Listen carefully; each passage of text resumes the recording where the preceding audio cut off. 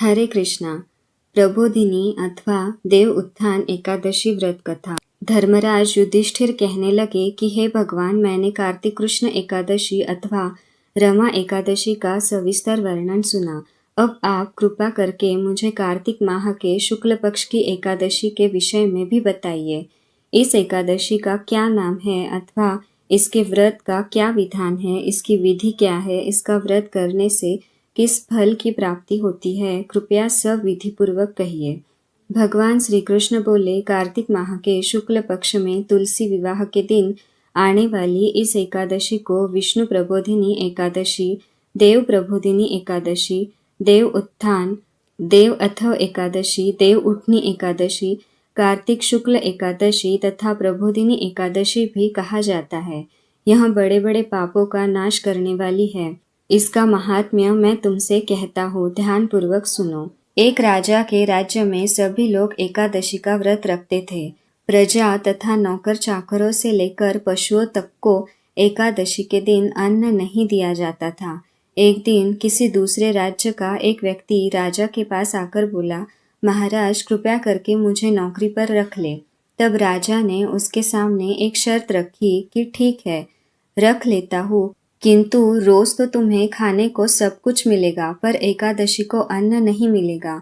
उस व्यक्ति ने उस समय हाँ कर ली, पर एकादशी के दिन जब उसे फलाहार का सामान दिया गया तो वह राजा के सामने जाकर गिड़गिड़ाने लगा, महाराज, इससे मेरा पेट नहीं भरेगा, मैं भूखा ही मर जाऊंगा, मुझे अन्न दे दो। राजा ने उसे शर्त की बात याद दिलाई, पर वह अन्न छोड़ने को तैयार नहीं हुआ।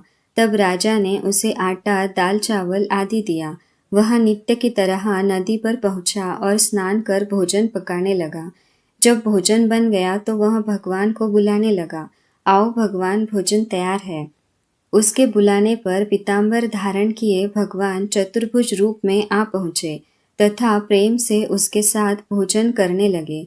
भोजन आदि करके भगवान अंतर्धान हो गए तथा वह अपने काम पर चला गया।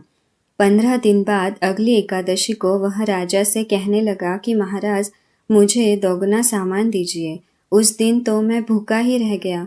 राजा ने कारण पूछा तो उसने बताया कि हमारे साथ भगवान भी खाते हैं, इसीलिए हम दोनों के लिए ये सामान पूरा नहीं होता। यह सुनकर राजा को बड़ा आश्चर्य हुआ। वह बोला, मैं नहीं मान सकता कि भगवान तुम्हारे साथ खाते हैं। मैं तो इतना व्रत रखता हूँ, पूजा करता हूँ, पर भगवान ने मुझे कभी दर्शन नहीं दिए। राजा की बात सुनकर वह बोला, महाराज, यदि विश्वास न हो तो साथ चलकर देख ले। राजा एक पेड़ के पीछे छिपकर बैठ गए। उस व्यक्ति ने भोजन बनाया तथा भगवान को शाम तक पुकारता रहा, परंतु भगवान न आए। अंत में उसने कहा, हे भगवान, यदि आप नहीं आए तो मैं नदी में कूदकर प्राण त्याग दूंगा। लेकिन भगवान नहीं आए। तब वह प्राण त्यागने के उद्देश्य से नदी की तरफ बढ़ा। प्राण त्यागने का उसका दृढ़ इरादा जान शीघ्र ही भगवान ने प्रकट होकर उसे रोक लिया और साथ बैठकर भोजन करने लगे। खा पीकर वे उसे अपने विमान में बिठाकर अपने धाम ले गए। यह देख राजा ने सोचा कि व्रत उपासना से तब तक कोई फायदा नहीं होता जब तक मन शुद्ध न हो। इससे राजा को ज्ञान मिला। वह भी मन से व्रत उपवास करने लगा और अंत में स्वर्ग को प्राप्त हुआ। श्री कृष्ण चरणार्पणम वस्तु।